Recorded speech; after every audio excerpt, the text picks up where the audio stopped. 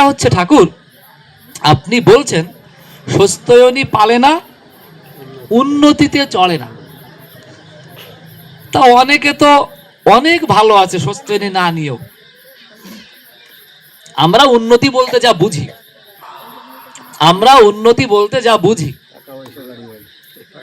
বলছে অনেকে তো অনেক উন্নত, বিশেষ করে ইউরোপে, আমেরিকায়, বলছে সেসব জায়গায় তারা তো আমাদের থেকে অনেক উন্নত।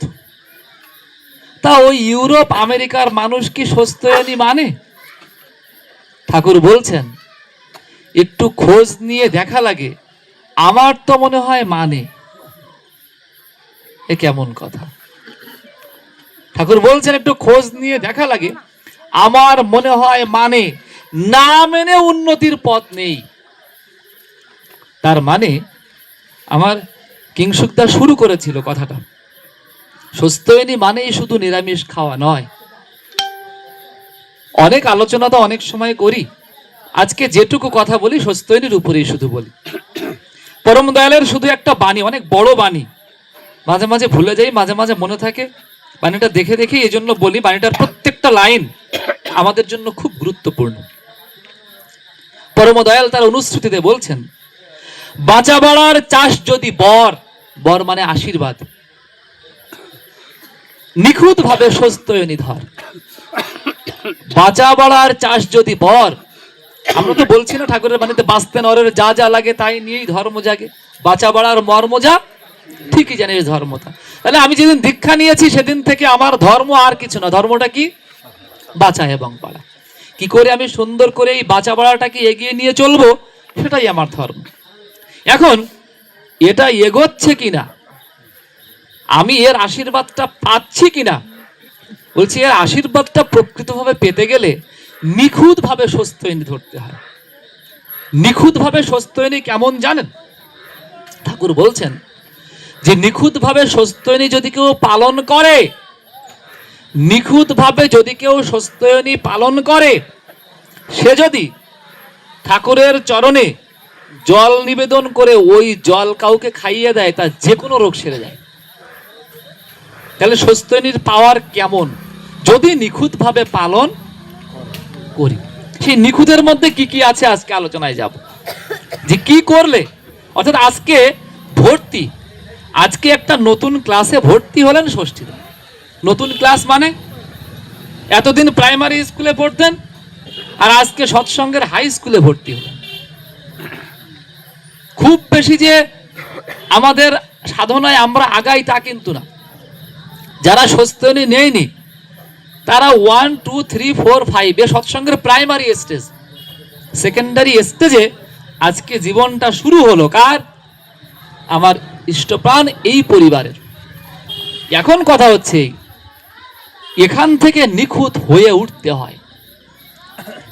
ঠাকুরের কাছে একদিন প্রশ্ন করছেন, ঠাকুর অমুক ঋত্বিক এই কাজ করেছে, তমুক ঋত্বিক এটা করেছে, এটা কি ঋত্বিকের শোভা পায়? ঠাকুর বলছেন ঋত্বিক কই রে, আমি তো ঋত্বিক খুঁজে পাই না, কিন্তু সব সহপ্রতি ঋত্বিক, প্রতি ঋত্বিক। ঋত্বিক হওয়ার জন্য ঋত্বিকের পাঞ্জা দেওয়া হয়, অর্থাৎ ঋত্বিক যেন সে জীবনে হয়ে উঠতে পারে। ঠিক ওরকম স্বস্ত্যয়নী ব্রত, স্বস্ত্যয়নী হওয়ার পরে মানুষ হয় না, যেন আমি স্বস্ত্যয়নী হয়ে উঠতে পারি। ওই সুঅস্থি অয়ন, আমার সুব্রতদা বলছিলেন যে ওই ভালো থাকার পথ আজকে থেকে আমি জীবনে বরণ করলাম। যতটা আমি ওই পথে চলবো ততটা ভালো থাকবো আর ততটা ভালো রাখবো, আর আমি যতটা চলবো না ততটা নিজেও ভালো থাকবো না আর অন্যকেও ভালো রাখতে পারবো না।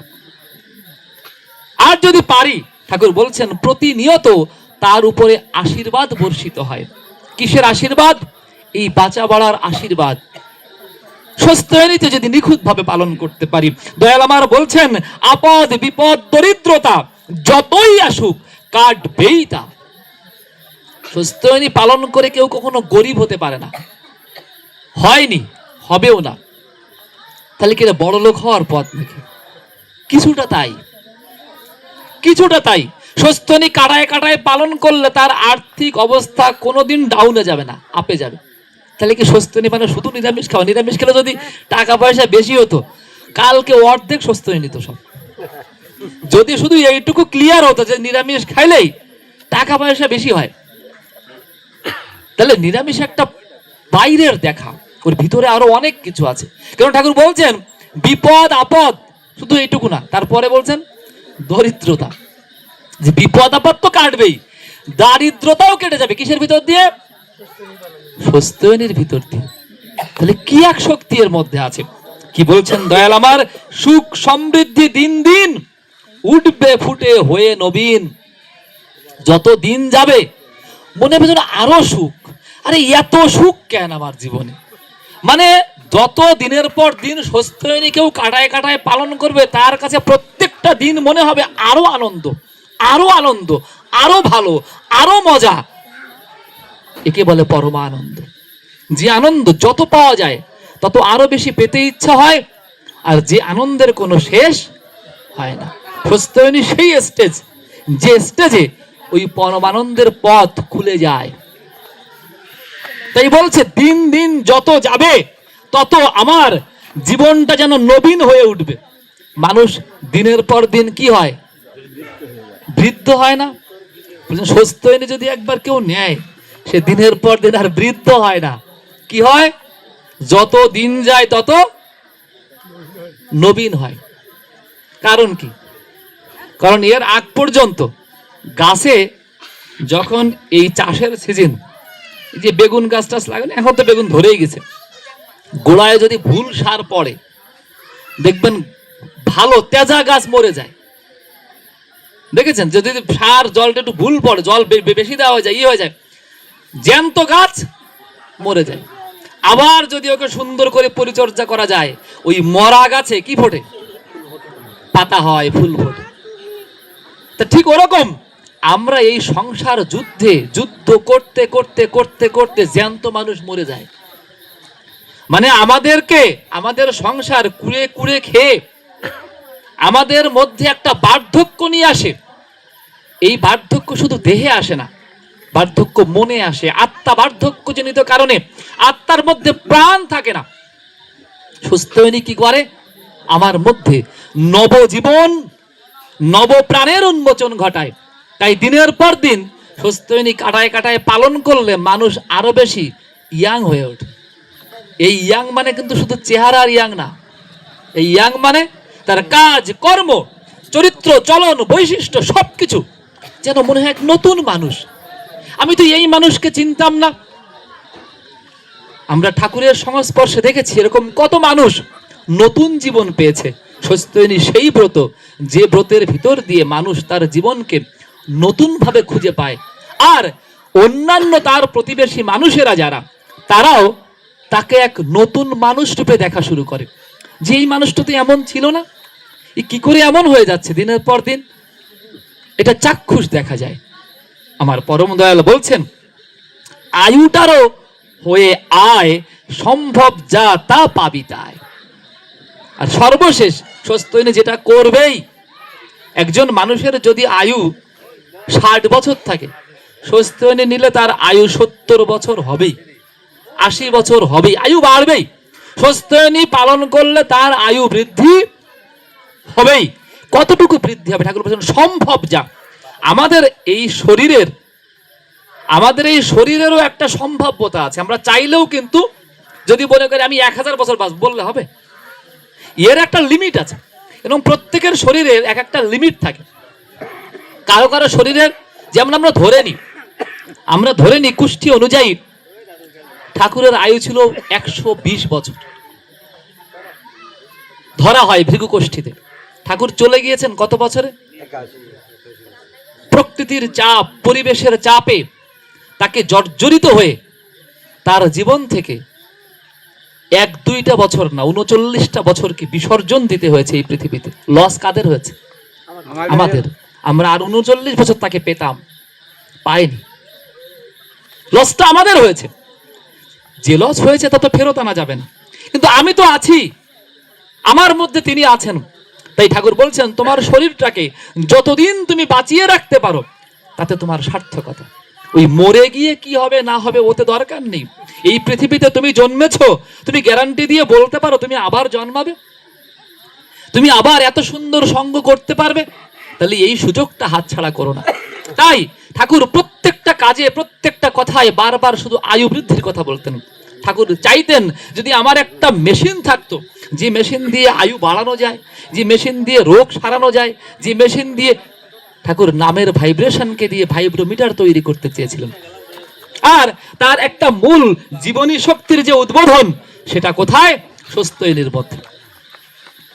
এবার ঠাকুর স্বস্ত্যয়নীর মূল জায়গায় হাত দিলেন। কি সেই স্বস্ত্যয়নী? স্বস্ত্যয়নী মানে শুধু নিরামিষ খাওয়া নয়। স্বস্ত্যয়নীর প্রথম নীতি আমার কিংসুকদা বলছিলেন, শ্রী বিগ্রহ মন্দির ভেবে যত্ন করিস শরীরটাকে, সহনপটু সুস্থ রাখিস, বিধি মাফিক চালাস তাকে। আজকে থেকে মনে করতে হবে আমার এই দেহটা, আমার এই শরীরটা আমার দয়ালের মন্দির। আমার এই দেহ শরীরটা কার মন্দির? দয়ালের মন্দির। আর তাই ওর একটা ধাপ হচ্ছে, দয়ালের মন্দিরে তো আমিষ প্রসাদ দেওয়া যায় না, যায়? তাই স্বস্ত্যয়নীর একটা বিধান যে মন্দিরে যেমন প্রসাদ, তাই আমার শরীরেও আজকে থেকে কি পাবে? প্রসাদ পাবে। এই প্রসাদ মানে কিন্তু সাত্বিক আহার। আমরা সাত্বিক করতে গিয়ে আবার রাজসিক তামসিক করে ফেলি। ও কিন্তু স্বস্ত্যয়নীর নীতি না, ও কিন্তু স্বস্ত্যয়নীর নীতি না। স্বস্ত্যয়নীর নীতি আমার শরীর যে যেভাবে যে যে রকমে, কি বলছেন ঠাকুর? সহনপটু সুস্থ রাখিস। দুটো জিনিস, একটা সহনপটু মানে কি? যা আমার শরীর সহ্য করতে পারে এবং শরীরের সহ্য ক্ষমতা বাড়াতে পারে, তাই আমার খাদ্য বিধান হওয়া উচিত। দেখেন অনেক লোক আছে আধা কেজি চালের ভাত খেয়ে ফেলে। এখন কম আছে, আগে ভালো পাওয়া যেত এইসব লোক, ইদানিং কালে এসব কমে গেছে লোক। আর অনেকে আছে 100-150 গ্রামের চাল খেয়ে আর শেষ। এখনকার ছেলে পেলে তো 2-1 মুঠ খেয়ে আর খায় না। এখন কথা হচ্ছে যে লোকটা 200 গ্রাম চালের ভাত খায়, তারা যদি আপনি আধা কেজি চালের জোর করে খাওয়ান, এটাও যেমন ঠিক না। আর যে লোকটা আধা কেজি খায়, তারা যদি 200 গ্রাম দিয়ে কোন আর দেবো না, ওটাও ঠিক না। তাহলে যার শরীরে যেমন সহনপটুতা, যার সহ্য ক্ষমতা যেমন, তার খাদ্য বিধান তেমন ভাবে তার খাদ্যের রুটিন হওয়া উচিত। ঠাকুর বলছেন আর কি হওয়া উচিত? বলছেন সহনপটু সুস্থ রাখিস। শুধু সহনপটু হলে হবে না। এখন আমি আধা কেজি চাল খাই, সহ্য হয়, কিন্তু ওটা আমার সুস্থতার জন্য ঠিক আছে কিনা তাও আমাকে দেখতে হবে। মানে ধরেন আমার কিংসুকদা, আমি দেখেছি আমরা যখন একসাথে ছিলাম অনেক লীলা করেছি, তো লীলার মধ্যে একদিন কাঁঠাল খেতে খেতে খেতে খেতে মনে হয় প্রায় 36-37টা কোয়া খেয়ে ফেলছে। আমি 2-3টা বেশি জীবনে খেতে পারবো না, কোনোদিন পারিনি। এখন বলে যে ও কিছু হয় না, শেষে 2টা আঠি খেয়ে ফেলে ঠিক হয়ে যায়। আছে, ওরও সায়েন্স আছে। তো কেন এ কথা বলছি? যে আমি খেতে পারি বলেই যে খাবো স্বস্ত্যয়নী তা বলে না। আমি 2টা মিষ্টি খাবো, আমার দাদার খুব মিষ্টির ভালো নেশা আছে আমি জানি। এখন মিষ্টি যদি চায় 3 কেজি খেয়ে ফেলতে পারে বলে যে 3 কেজি খাবে, এটা স্বস্ত্যয়নীর নীতি। স্বস্ত্যয়নীর নীতি কতটুকু? যতটুকু আমার শরীরকে সুস্থ এবং সহনপটু রাখবে, আমি ঠিক আজকে থেকে ততটুকুই খাবো, তার কমও খাবো না, তার বেশিও খাবো না। আর বিধি মাফিক চালাস তাকে। আজকে থেকে আমার এতদিন যদি অনিয়ম করে থাকি, আজকে থেকে আমার শরীর বিধানে অনিয়ম করা যাবে না। এটা স্বস্ত্যয়নীর বড় বড় প্রধান একটা নীতি। মজার বিষয় কে জানেন? আমি নিজে আমারটা জানি, এবং ম্যাক্সিমাম লোক, সে স্বস্ত্যয়নীর ঋত্বিক যাজক যাই হোক, এই একটা জায়গায় ফেল। বিধি মাফিক মানে নিয়মের মধ্যে খাওয়া দাওয়া, এর ঋত্বিকদের জীবনে খুব কম। ওই স্বস্ত্যয়নী তো আরো অনেক পরের কথা, যে কারণে স্বস্ত্যয়নীর ফল আমরা পাইও খুব কম। যেটুকু পাই মানে ওই দায় সারা গোছের করি, তারপরে এত পাই। আর যদি সঠিকভাবে করতাম, সঠিকভাবে মানে ধরেন আমার 9টায় খাওয়া অভ্যাস, ঠিক 9টাই খেতে হয়। আমার ঠাকুর কেমন ছিলেন জানেন? বিকাল 4টার সময় প্রস্রাব করতে যেতেন। বিকাল 4টার সময় কি করতেন? প্রস্রাব করতে যেতেন। আর ঠাকুরের সহযোগী হিসেবে বঙ্কিমদা ঠাকুরকে প্রস্রাব করাতে নিয়ে যেতেন। একদিন বঙ্কিমদা দূরে আছে, বলছেন বঙ্কিম কটা বাজে? বলছেন কেন, কি হয়েছে? বলে কেমন পেচ্ছাপ পেচ্ছাপ লাগতেছে। বলে এখনো 4টে বাজেনি। বঙ্কিমদা খুব রাশভারী ছিলেন। বঙ্কিমদা কিন্তু আমরা হনুমান ভক্ত বলি। ঠাকুর একদিন নিচতলায় বঙ্কিমদাকে ডাক দিয়েছেন, বঙ্কিমদা 3 তলার উপরে ছিলেন। বঙ্কিম 3 তলাতে লাফ দিয়ে পড়ছে। ঠাকুর ডাক দিয়েছে, 1 সেকেন্ড দেরি করা যাবে না। তা বঙ্কিমদা বলছে 4টে বাজেনি এখনো। একটু পরে বলছেন, ও বঙ্কিম কটা বাজে রে? বললাম না 4টে বাজেনি। তা পেচ্ছাপ যে হয়ে গেল। ঠাকুর প্রস্রাব করে দিয়েছেন। 4টে মানে 4টে। এ কেমন মানুষ? একেই বলা হয় প্রকৃত মানুষ, একেই বলা হয় স্বস্ত্যয়নী। এর ভিতর দিয়ে নিজের জীবনটা এত সুন্দর করা যায় তা বলে শেষ করা যায় না। এটা স্বস্ত্যয়নীর প্রথম নীতি। অর্থাৎ আমার জীবন দেখে মানুষ যেন, এটা অনেকেই ঠাকুরকে দেখে ধরেছিলেন। আমরা যখন পূজ্যবাদ দাদার সঙ্গ করেছি, টাইম মানে টাইম, 1 সেকেন্ড এদিক ওদিক না। পূজ্যবাদ বর্দার জীবনে একটা ঘটনা শোনা যায়। একবার গাড়ি করে বেরোচ্ছেন,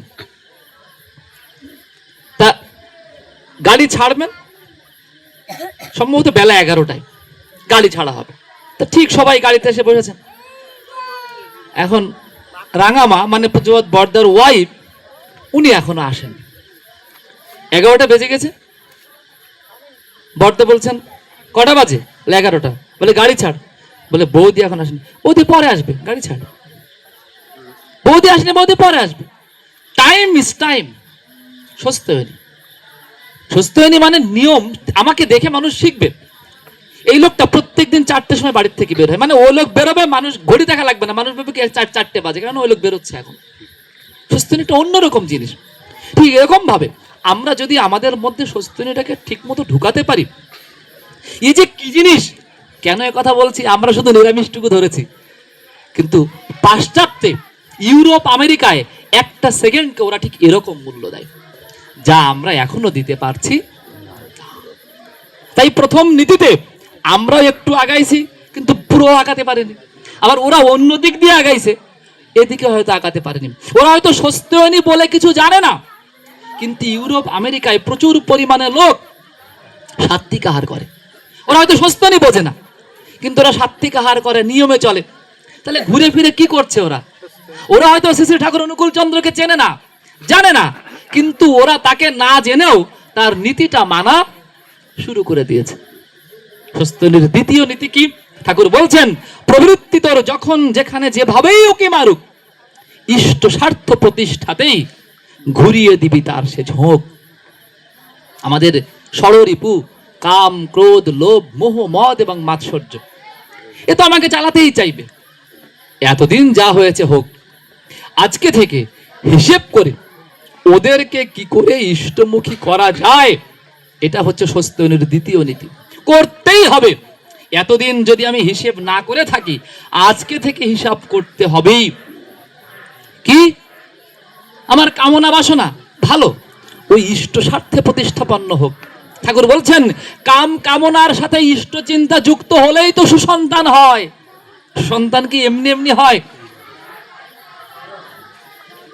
কাম কামনার সাথে ইষ্ট চিন্তা যুক্ত হলে কি হয়? সংসার সুন্দর হয়।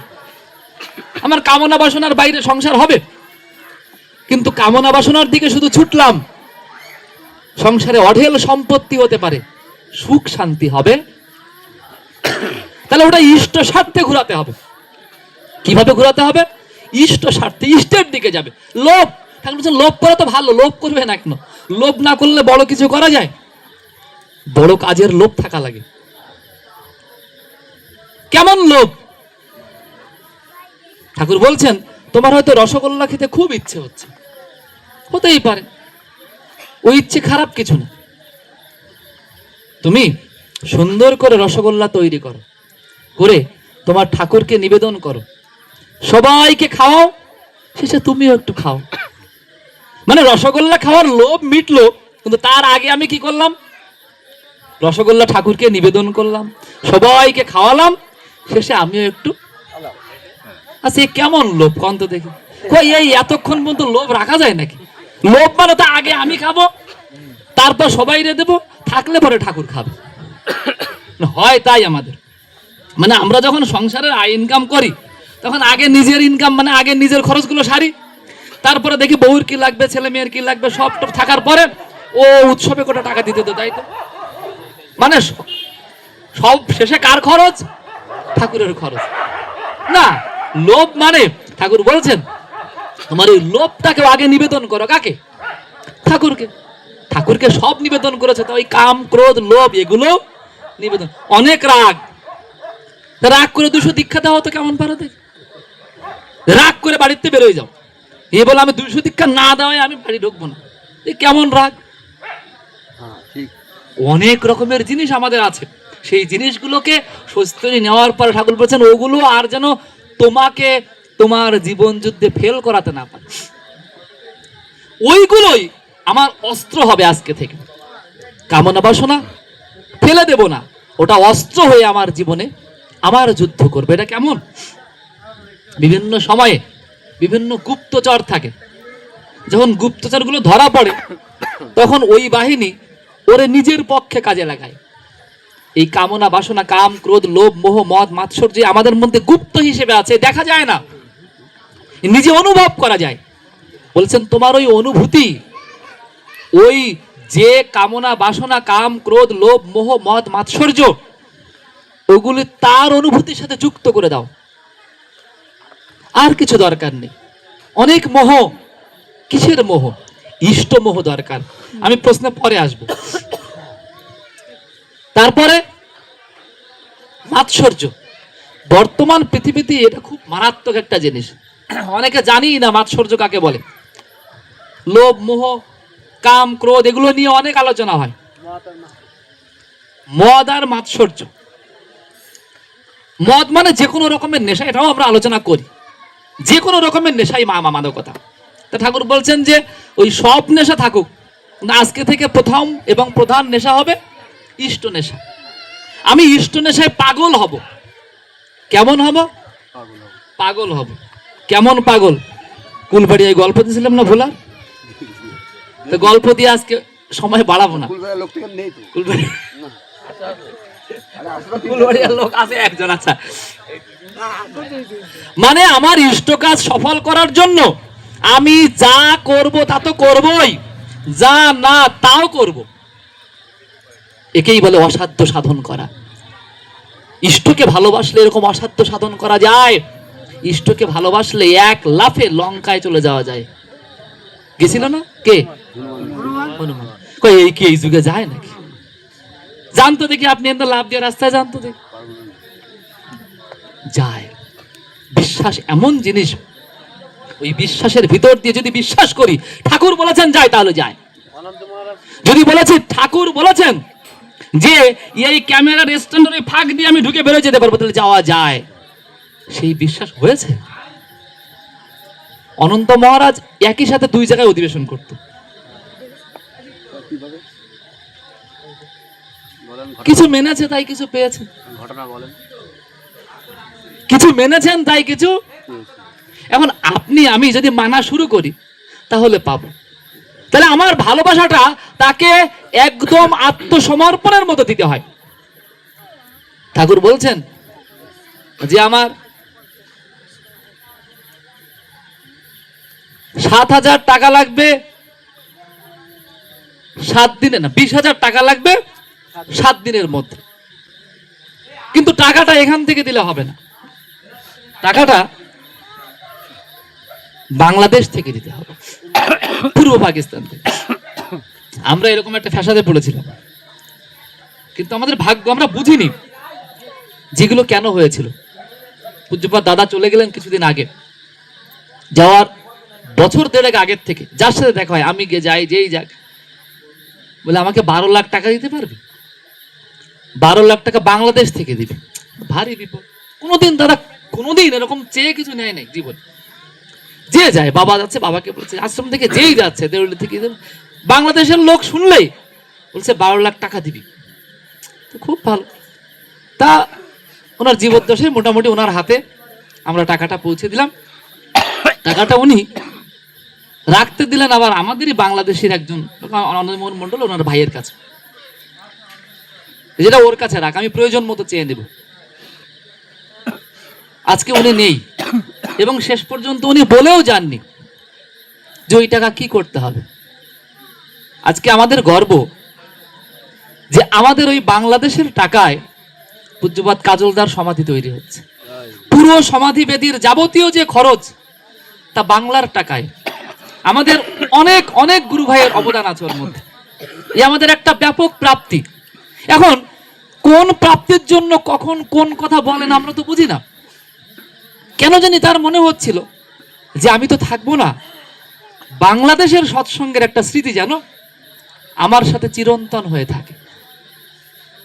আজকে আমরা তেমনি ভাগ্যবান করার জন্য ঠাকুর বললেন কি 20,000 টাকা লাগবে, 7 দিন সময়। এখন এই 7 দিন সময়, কেউ আর 7 দিন সময়ের মধ্যে বর্ডার ক্রস করে এসে এতগুলো টাকা নিয়ে, তখনকার সময় 20,000 টাকা মানে এখন অনেক টাকা, এতগুলো টাকা নিয়ে যাওয়ার সাহস হচ্ছে না, কেউ বলছেন। তখন আশ্রমের মালি ভোলাকে ডাক দিয়ে ঠাকুর বলছেন, ও ভোলা, বলছি আমার এই 1020 টাকা লাগে 7 দিনের মধ্যে পূর্ব পাকিস্তান থেকে আনতে হবে, তুই পারবি না? বলে হ্যাঁ ঠাকুর পারবো। ওরা তো ভাবে নাই, মানে অন্যরা ভাবছে 7 দিন 20,000 টাকা, কত জায়গায় যাব, চেয়ে চিনতে আনবো, বর্ডার ক্রস করব, মানে এই ভাবতে ভাবতে এর মধ্যে ঠাকুর নাই। মানে এত ভাবনার মধ্যে ঠাকুর যে নির্দেশ দিয়েছে তা নাই। আর ভোলা কিন্তু বলার সাথে ভাবেই নাই, ও কিছু, ওর মাথার মধ্যে কিচ্ছু নাই।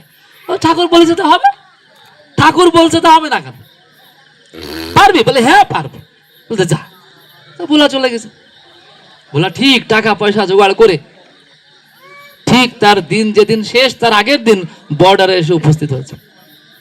বর্ডারে এসে ভাবছে কি, আমি এই টাকা নেব কি করে, মানে বর্ডার ক্রস হবো কি করে? বর্ডার তো ক্রস হতে গেলে বিপদ। এখন পুলিশের সামনে দিয়ে এতগুলো টাকা নিয়ে পার হওয়া তো কঠিন ব্যাপার। তাহলে কি করব? ও মাথায় বুদ্ধি এঁটে ওই টাকাগুলো সব ধুতির মধ্যে পেঁচাইছে, আর ধুতি খুলে ফেলেছে।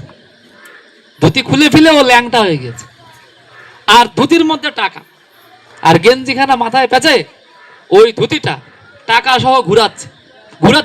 ঘুরাতে বর্ডারে চলে গেছে। এদিকে বাংলাদেশের পুলিশ, মানে পাকিস্তানের পুলিশ, ইন্ডিয়ার পুলিশ, এপাশে একবার ওপাশে একবার, আমি কোন দেশের পাগল, আর কিছু কয় না, শুধু আমি কোন দেশের পাগল।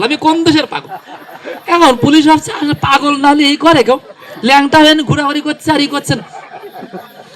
ওর তো বর্ডার ক্রস করাই লাগবে, ঠাকুরের নির্দেশ, মানতেই হবে আমাকে। কি করে মানবো তা তো আমি জানি না। তখন লজ্জা ঘৃণা ভয় কিছু থাকে না ভক্তের। তখন করতে ও তো যেদিকে যাবে ওই দিকেই যাচ্ছে।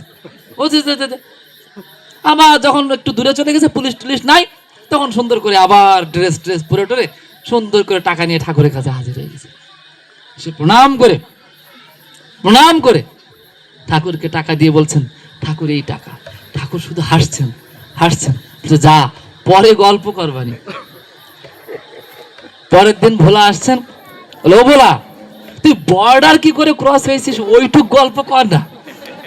ঠাকুর তো অন্তর্যামী, সব জানেন, কোথায় কার কাছে গিয়েছে, কত টাকা নিয়েছে, কি করেছে না করেছে। তিনি কোনো কিছু জানতে তো তিনি বাদ রাখেন না। কিন্তু ঠাকুর বলছেন তুই বর্ডার কি করে পার হয়েছিস ওই গল্পটুকু কর। কেননা ওটাই অসাধ্য সাধন, ওটা করা যায় না। ওটা যখন কেউ করে তখন বুঝতে হয় তার মধ্যে ইষ্ট ছাড়া মাথায় অন্য কোনো চিন্তা নেই।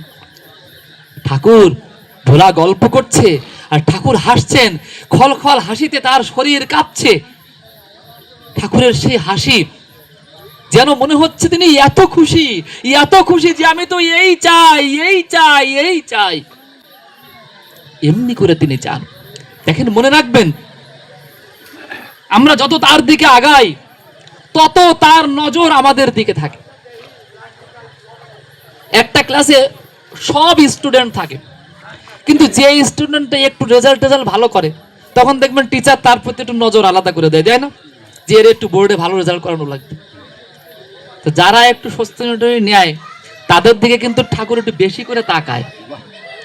মানে এই তাকানো মানে কিন্তু লাভ না, লস। লস মানে কি, অন্য আরেকজন প্রস্তাব করে জল না নিলেও বিপদ নেই, খুব বেশি ক্ষতি হবে না। কিন্তু সস্তি নিলাম, প্রস্তাব করে জল নিলাম না, ও ঠাকুর একদম রেড মার্ক করে রাখে। দেখা টাকা দরকার নেই, দেখার যে মালিক সে তো দেখতেছে। দাঁড়িয়ে হাগা প্রস্রাব করা দুই মস্ত কুঅভ্যাস,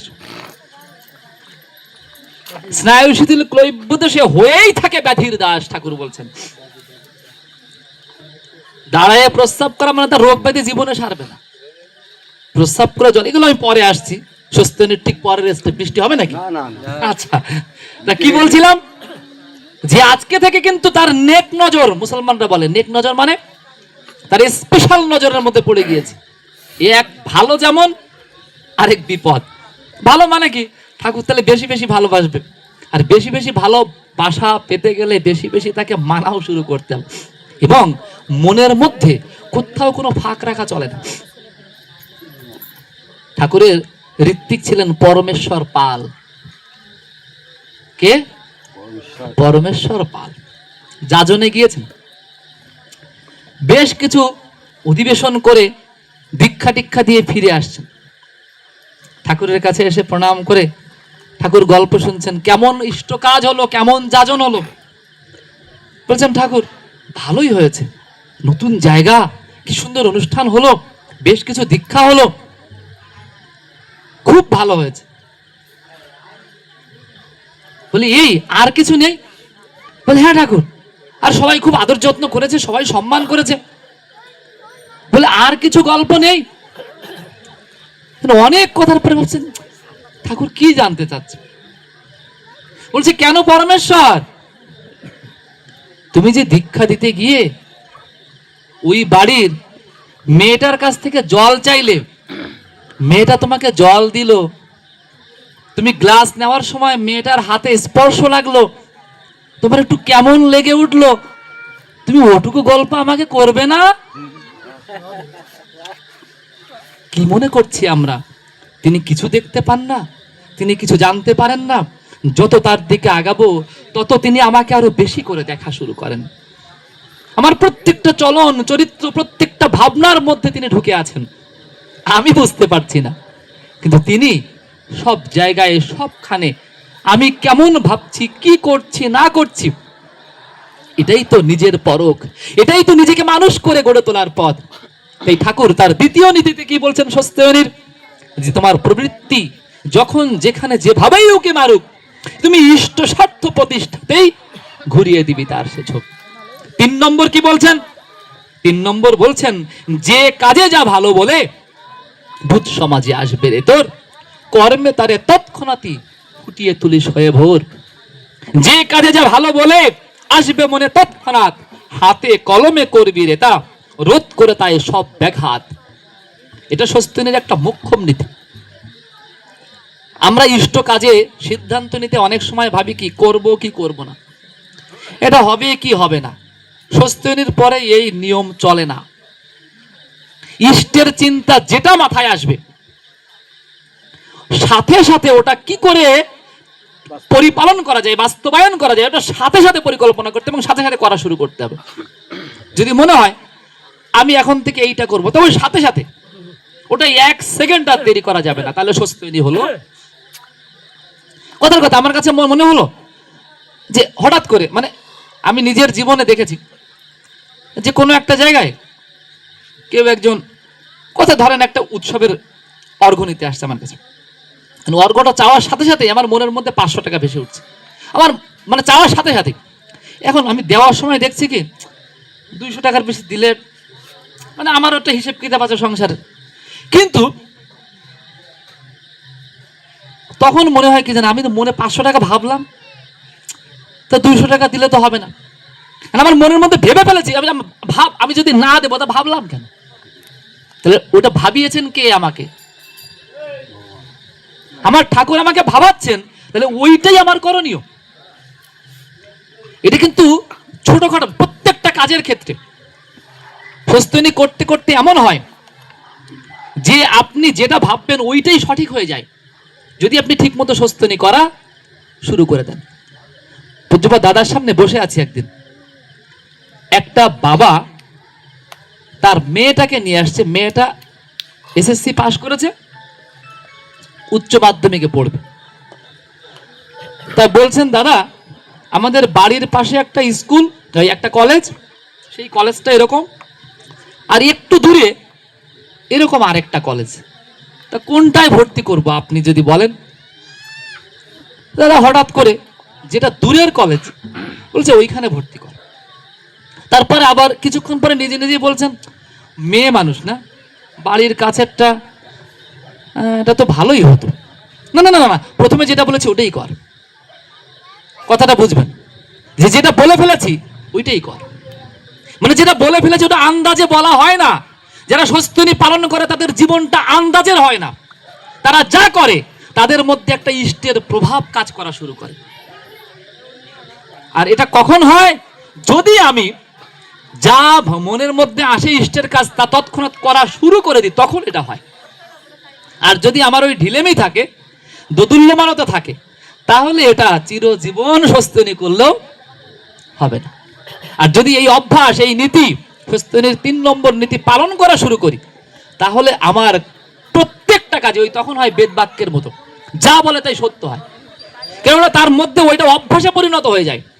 সে যা ভাবে তা করা শুরু করে, আর তাকে দিয়ে পৃথিবীর এত উন্নয়ন হওয়া শুরু করে তা বলে শেষ করা যায় না। 4 নম্বর নীতি কি বলছে? পাড়াপড়শির বাঁচা বাড়ায়, রাখিস রে তোর স্বার্থ টান, তাদের ভালোই চেতিয়ে তুলিস, ইষ্টানুক করে প্রাণ। এটা কিন্তু আমরা দীক্ষার সময়ও শপথ নিয়েছিলাম। দীক্ষার সময় শপথ নিয়েছিলাম না যে অদ্য হইতে আমার পারিপার্শ্বিক ইষ্টভ্রাতার আপদে বিপদে যথাসাধ্য অর্থ বাক ও বাস্তব কর্মে তাহাদের সাহায্য করিবার জন্য বদ্ধপরিকর হইলাম। এই দীক্ষার সময় শপথ নি বটে, তাও আমরা বুঝি না। তাই ঠাকুর অনেক ক্ষেত্রে বলেছেন, আমাদের দীক্ষার মধ্যেও অনেক ত্রুটি থাকে। ঠাকুর বলছেন দীক্ষা নেওয়ার পর সংকল্পটা ভালো করে বুঝিয়ে দিতে হয় যজমানদের, কারণ ওই সংকল্পটাই তো তার জীবনের সংকল্প। তো সেখানে 4 নম্বর সংকল্প কি? যে আজকে থেকে আমি শুধু নিজে বাঁচবো না, আমার ইষ্ট ভ্রাতার আপদে বিপদেও তারা আমার এই অনুভূতি আমার সবসময় থাকবে। আর স্বস্তি নেওয়ার পরে এটা ম্যান্ডেটরি, মানে মাস্ট। আমি কখনো আমার প্রতিবেশীর দুঃখে তার পাশে না দাঁড়িয়ে নিজে ভালো থাকবো না। এতদিন যদি চিন্তা নাও করে থাকি, স্বস্তি নেওয়ার পর তাকে প্রতিবেশী নিয়ে ভাবতে হবেই। পাড়াপড়শির বাঁচা বাড়ায় তার স্বার্থটান মনে করতেই হবে। স্বস্তির অন্যতম বড় উপায় হচ্ছে পরকে যত করবি বড়, নিজে বড় হবি তুই। বড় হওয়ার ওই একটি পথ, একটি ছাড়া নেই কো তুই। আজকে থেকে আমি নিজের স্বার্থটা যত চিন্তা করব, আমার পাড়াপড়শির স্বার্থটা থেকে তার থেকে বড় করে দেখব। তাতে আমার একটু ক্ষতি হয়, হবে। আমার বাবা অনেক সময় বলে যে ওরা আমার একটু ক্ষতি করে দিচ্ছে, দিক দেখি কতটুকু লাভ করে। দেখা যায় লাভের লাভ কিছুই হয় না, শেষ পর্যন্ত লস। যে লস করাতে যায় তারই হয়, আর শেষ পর্যন্ত লাভ। আমার বাবা তো ঋত্বিকতা করে বেড়ায়, মাঝে মাঝে এখন বৃদ্ধ বয়সে একটু সংসারের দিকে ঢোকে। তা ওই ধরেন লাউয়ের সিজনে লাউ গাছ লাগাই রেখে চলে যাচ্ছে কাজে, 2 মাস নাই, লাউ গাছে জল দেওয়ারও লোক নাই। আমার পাশে জ্যাঠাতো ভাই ওরা আছে, ওদের লাউ গাছে লাউ হয় না। ওই যে লাগাই রেখে চলে আসছে, এই লাউ গাছে লাউ ভরে যাচ্ছে। মানে ওই আমার 2 জ্যাঠা, তো ওই জ্যাঠা তো 4 ভাই, তো ওরা সব আমাদের লাউই খায়, অথচ এনে সার নেই, জল নেই, কিছু নেই। কেন? একটা কিছু আছে, একটা কিছু ওর মধ্যে আছে। আর বাবা বলে তোরা খা, তোরা খালেই আমার সুখ, তোরা খেলে আমার। ওই খাওয়ার মধ্যে একটা সুখ আছে, খাওয়ানোর মধ্যে একটা সুখ আছে। 2 রকমের সুখ। কেউ খেয়ে সুখী হয়, আর কেউ খাওয়ায় সুখী হয়। স্বস্তিনী নেওয়ার পরে খাওয়ায় সুখ, আর স্বস্তিনী নেওয়ার আগে খাইয়ে সুখ। স্বস্তিনী কে জানি আমার সাথে মাঝে ওই যে গোপালগঞ্জের হরিপদ বাড়ই, সকাল থেকে ঘুরতেছি এখানে ওখানে, যাজন দীক্ষা হচ্ছে যাজন। এখন ওই রান্না যে হয় না এটা মনে আমার মনেই নাই। উনি এক পর্যায়ে কাছে খাওয়া দাওয়া লাগবে না, আমি বলছি কি করেন স্বস্তিনী মানুষ, এত খাওয়া খাওয়া করলে হবে নাকি? ঠাকুরের কাছে বলছে নিয়ম, নিয়ম যেটুকু সকালে সই থানকুনি পাতা জল খেয়েছি তাতে এখনো আমার গায়ে মারাত্মক বল। বলছে সর্বনাশ করেছি, এর সাথে তো ঘোরা যাবে না। কেন বলছি? পরার্থে পরার্থে নিজের জীবনটাকে বিলিয়ে দেওয়ার মধ্যে একটা সুখ আছে, সেই সুখের ব্রত হচ্ছে স্বস্তিনী। স্বস্তিনী মানে বিলাসিতা নয়, স্বস্তিনী মানে আরাম আয়েশের দিকে ঝোঁকা নয়, স্বস্তিনী মানে পরমানন্দের দিকে ঝোঁকা। মানে এই জগতের আনন্দকে অন্যকে দিয়ে দিব, আমার কাছ থেকে অন্যেরা আনন্দ পাবে, আর আমি নিতাই হয়ে ঘুরে বেড়াবো, আনন্দ থাকবে ঘরে। মানে আমি আনন্দ ঘরে থাকবে আর নিতাই হয়ে ঘুরে বেড়াবো, মানে আমি জগৎকে আনন্দ দিব, আমার আনন্দের আজকে থেকে আর দরকার। মনে রাখতে হবে স্বস্তিনী যিনি নেবেন, যিনি পালন করবেন, তার কাছে কেউ চেয়ে যেন খালি হাতে না ফেরে। ঠাকুর সত্যানুসরণেও বলেছেন, কি বলেছেন? যাচনাকারীকে ফিরিও না। এটা সবার জন্য নির্দেশ, কিন্তু স্বস্তিনী নিলে এটা মাস্ট। এখন এর মানে এই না যে কালকে ষষ্ঠী সরকারের ঘরের সামনে সব লাইন দেবে যে আমার এই লাগবে ওই লাগবে ও লাগবে না, ওটা সাধ্য অনুসারে, ওটা আমার সাধ্য, আমার আমার ক্ষমতা অনুসারে আমি দেব, না চাইতেই দেব। ঠাকুর বলছেন, না বলিতে কাজ বুঝিয়া যে করে সেবক তাহার নাম। না বলিতে কাজ বুঝিয়া যে করে সেবক তাহার নাম। বুঝিলেও বলিলেও কাজ বুঝিতে না পারে সেবক তাহার বাপ।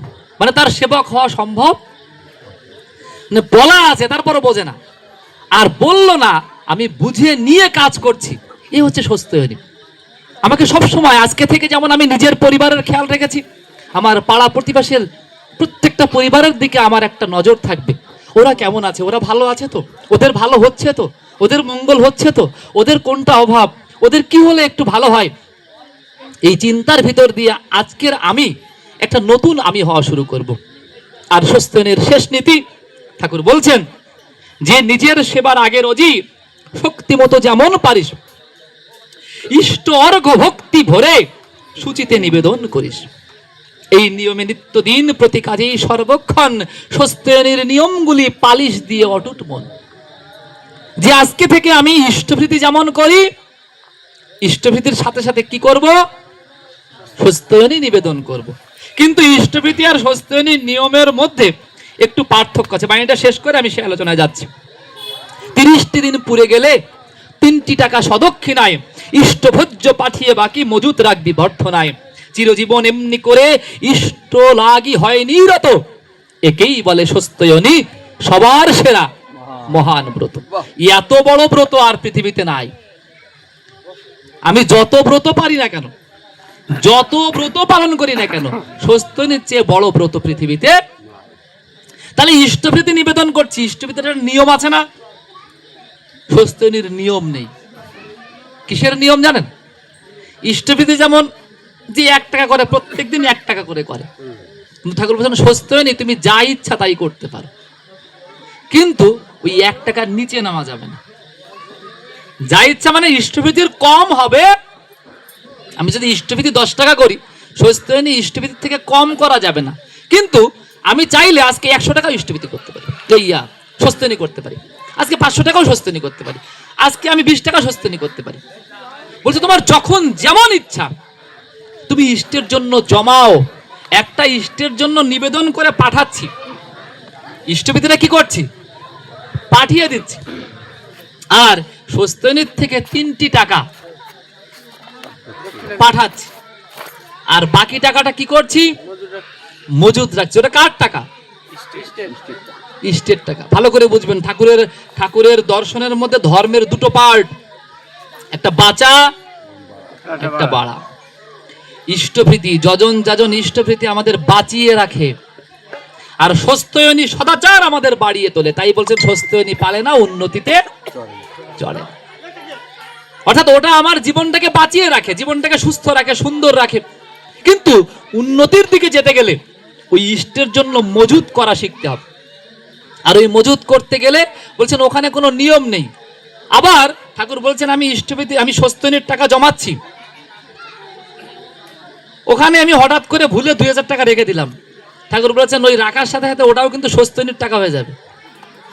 মানে ওর মধ্যে যা যাবে তা ঠাকুরের, ওখানে আমার আর, তারপরে ওটার পরবর্তী আরো বিধান আছে, ওটা কি করতে হয় না করতে হয়, যদিও তা হয় না।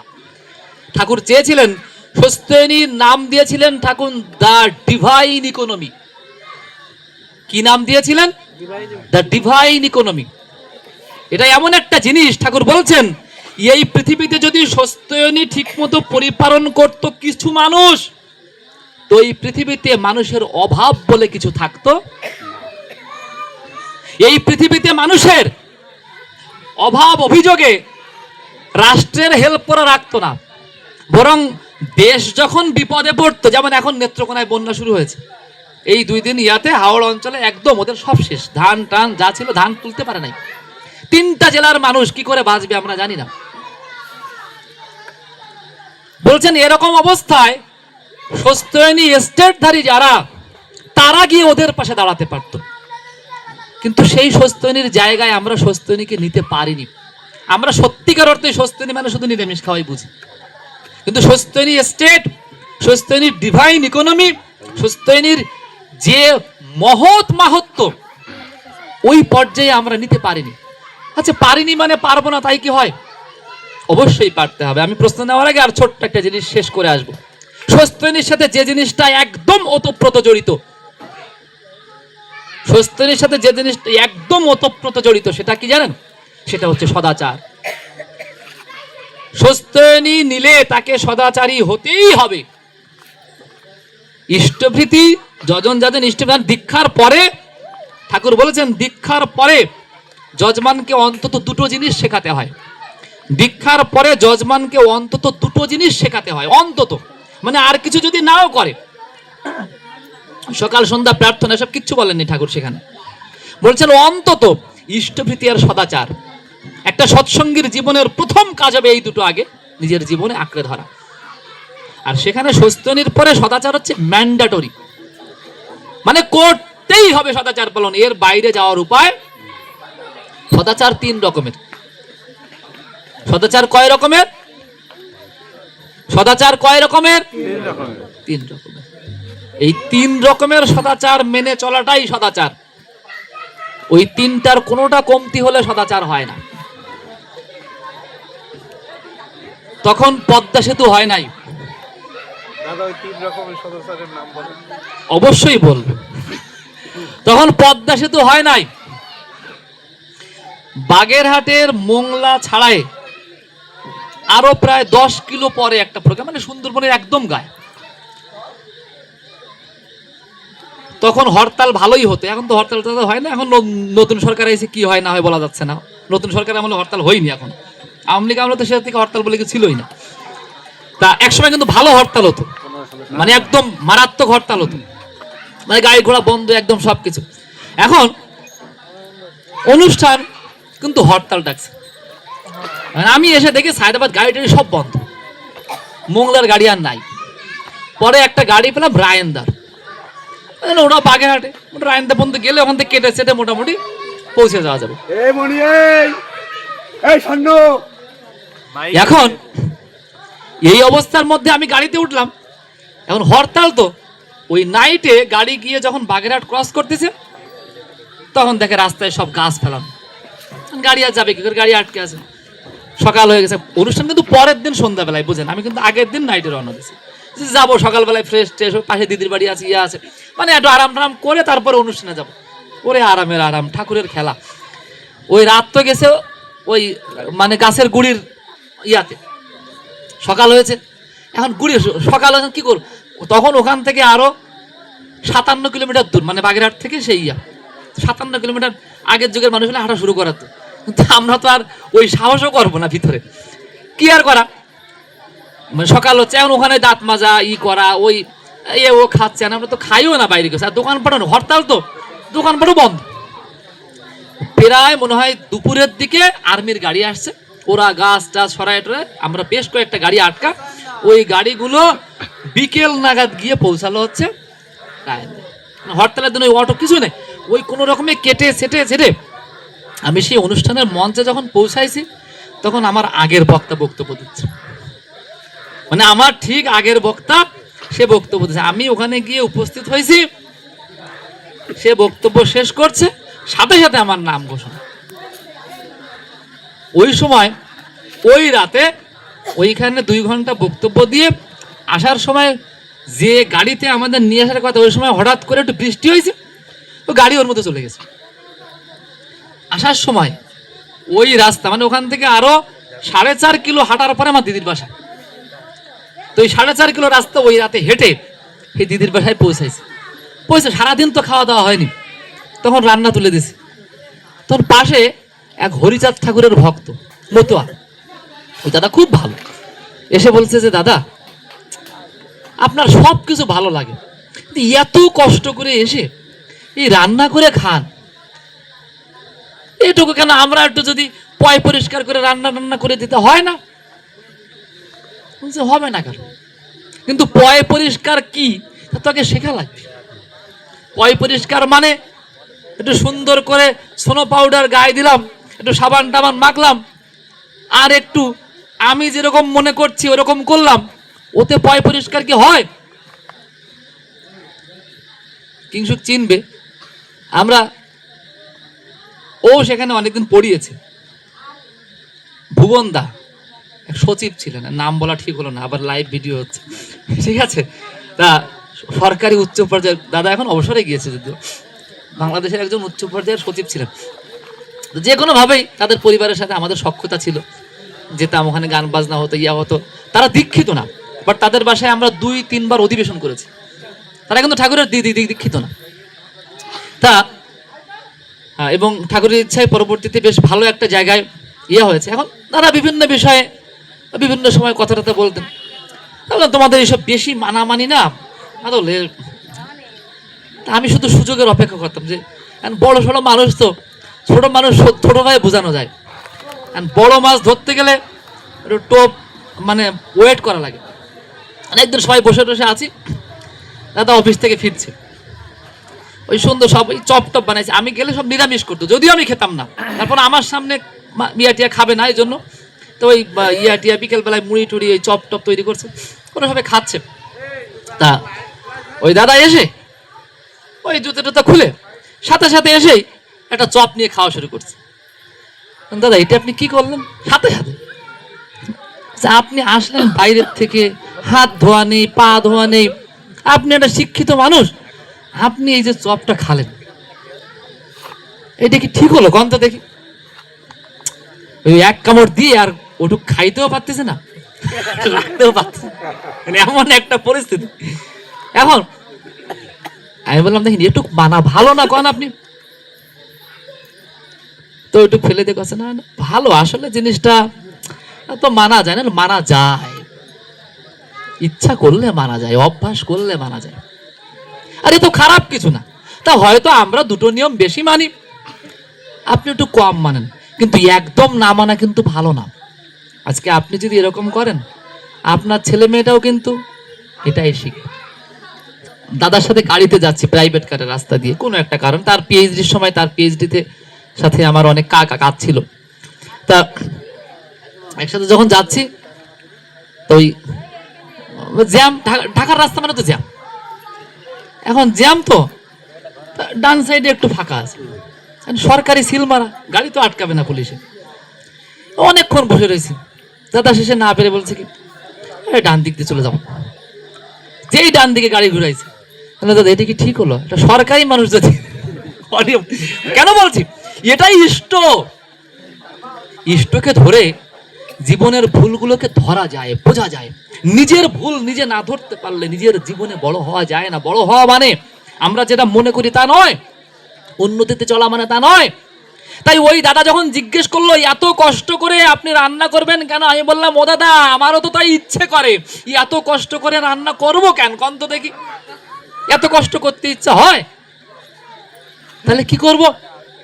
বলে তাহলে আপনি সদাচারী হন, আর আপনার সদাচারটা যখন আমার কাছে ক্লিয়ার হবে তখন আপনার আমাকে বলা লাগবে না, আমি আসার আগে আপনারে ফোন দিয়ে বলবো দাদা এই এই রান্না করেন, এসে একটু খাবো দুটো। তাহলে কি সেই সদাচার? প্রথম সদাচার শারীরিক সদাচার, এটা মোক্ষম, এটা করতেই হবে। তার মধ্যে 4টা হচ্ছে মৌলিক। নাকে মুখে আঙুল দিয়ে সাথে সাথে হাত ধুয়ে ফেলা, নাকে মুখে আঙুল দিয়ে সাথে সাথে হাত ধুয়ে ফেলা লজ্জার বিষয় না। অনেক অনেক স্বস্তিয়নী, যাজক, ঋত্বিক তাদের পরিবারে, তাদের নিজেদের জীবনে এ অভ্যাস নাই, ভুরি ভুরি। আমি জন্মের থেকে ঋত্বিকের ঘরে জন্মেছি, ছোটবেলা থেকে আশ্রমে মানুষ হয়েছে, আমারও মধ্যে ছিল না, লজ্জার কিছু নাই। এরকমই হয় আমাদের।